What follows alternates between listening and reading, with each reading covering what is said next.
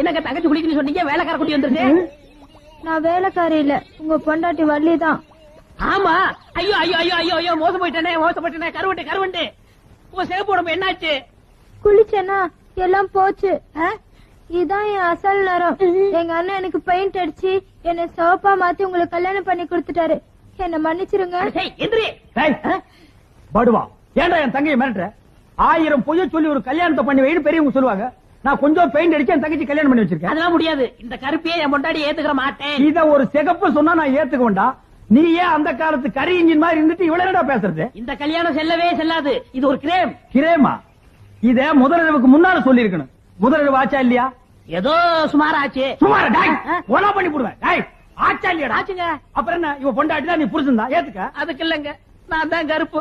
பொண்டாட்டி சிகப்பா இருந்தா பிறக்கிற குழந்தையாவது சிகப்பா பிறக்கட்டும் பார்த்தேன். அதுக்கு என்ன பண்றது? விதி சட்டியில் இருந்தா தானே